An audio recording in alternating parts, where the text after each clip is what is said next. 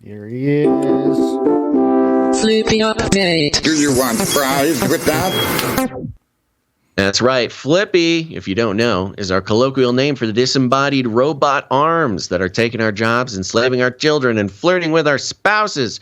We use talking about Flippy as a way to explore all the new, fun, and exciting ways the robots are taking over the world, and now there's nothing we can do about it. Today, Flippy Update is coming from 7news.com.au, and the headline is Robot Chef Trained to Chew and Taste Food. This is what it means for omelets. Very specific. Omelets. It's not just omelets, folks. It's us. They're going to be scrambling our eggs soon. It goes like this. A robot chef, in quotes, has been trained to taste food at different stages of the chewing process to check if it is salty enough, imitating a similar process in humans. University of Cambridge researchers suggest their results could be useful in the development of automated or semi-automated food preparation by helping robots to learn what it does and does not taste good, making them better cooks. When food is chewed, people notice a change in taste and texture. For example, biting into a fresh tomato at the height of summer will release juices, and as it's chewed, saliva and digestive enzymes are released, changing our perception of the tomato's flavor. The robot, which has already been trained to make omelets, tasted 9 different variations of scrambled eggs and tomatoes at 3 different stages of the chewing process. It then produced taste maps of the different dishes. The researchers found this, quote, taste-as-you-go approach improved the robot's ability to quickly and accurately assess the saltiness of a dish. Grzegorz Soszak there is a Z in that name. I have no idea how. I don't even know if it's correct, but there's a Z and not where you'd think, people. From Cambridge's Department of Engineering, the paper's first author said, quote, most home cooks will be familiar with the concept of tasting as you go, checking a dish throughout the cooking process to check whether the balance of flavors is right. Quote, if the robots are to be used for certain aspects of food preparation, it's important that they are able to taste what they are cooking. Co-author Dr. Arsen Abdullali, also from the Department of Engineering, said, quote, current methods of electronic tasting only take a single snapshot from a homogenized sample, so we wanted to replicate a more realistic process of chewing and tasting in a robotic system, which would result in a tastier end product.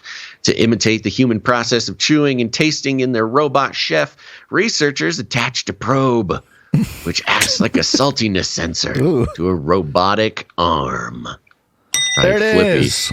There he is. Flippy He's not just cooking the food, but he's sticking his little probe in there too to taste it. They prepared scrambled eggs and tomatoes, varying the number of tomatoes and the amount of salt in each dish. Using the probe, the robot, quote, tasted the dishes in a grid-like fashion, returning a reading in just a few seconds. In order to imitate the change in texture caused by chewing, the team then put the egg mixture in a blender and had the robot test the dish again. The different readings produced taste maps of each dish. According to the study, there was a significant improvement in the ability of robots to assess saltiness over other electronic tasting methods. The probe is the best, Gonz, which are often time-consuming and only provide a single reading. Researchers say by imitating the human processes of chewing and tasting, robots will eventually be able to produce food humans. What? You need to read that again because it came off as sounding way more weird than it actually is. They're going to be able to produce food humans. Robots will eventually be able to produce food humans will enjoy and could be tweaked according to individual tastes. Abdullali said, quote, when a robot is learning how to cook, like any other cook, it needs indications of how well it did. We want the robots to understand the concept of taste, which will make them better cooks. This Yeah. Yes. I was just going to say, this whole thing presupposes that the robot will not be discouraged when, they're unable to properly flavor things, because I'm a horrible chef in the kitchen. And, this idea of tasting as you go, and this idea of learning how to cook like any other cook needs indications of how well it did. I usually get the indication of how poorly I did. And it really encourages me not to cook. So what if these robots get negative reinforcement, and we have robots on the street? They can only take so much rejection, Gonz, before they turn. Man. Well, I'm looking out for the flippies with the mouth. I mean, I think there's, what a flippy can't taste in a dish they're cooking? Truth. Love. Can't taste the love. Or poison, for that matter. So who knows what'll happen? Well, you got to program it to have the ability to. Yeah, maybe that's the thing. Yeah. We can make a canary eating robot. So here's the threat. Here's the threat that I see here, Gonz. And that is that, Flippy, we love him. We hate him. We want to be his best friend. He's flirting with our spouses. It's complicated, yeah. A very complicated relationship with Flippy. Flippy, he does his job. He's got one job: flip the burgers. Flip the burgers, fry the fries. Flippy, he can do that. He's got his instructions. He follows instructions. What they're talking about doing is sort of introducing the creative aspect into the robot chef. So you're not talking about a burger flipping robot. You're talking about sort of a creative chef robot. A chef is different from a burger flipper. And with Flippy, Miso Robotics specifically, but robotics companies around the world, they're so keen on reminding us that these robots, they're not to replace us. It's a tool. It's a friend. It's a helper.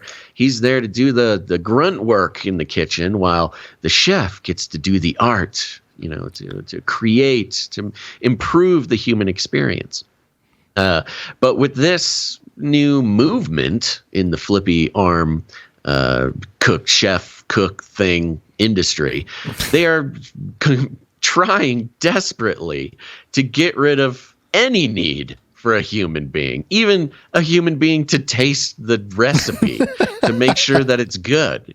Soon they're not even going to need a human to eat the meal after it's cooked. It'll just be it'll be a goo that you can consume as just an economic sustenance.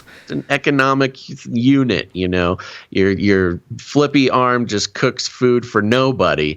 But you get the bill still. It comes out of your, universal basic income. Who's got time to chew food? Yeah. Have the robots do it for you. We've been telling you, don't trust these robot companies, or the robots for that matter, when they say we're not here to replace anybody's job. Humans will always have a place in the kitchen. It is an ancient, cooking really is one of the things that differentiates humans from other animals. No other animal cooks things. And so now, I don't know, man. I've seen some monkeys. Things soon. Some monkeys using a smoker. Yeah. Yeah.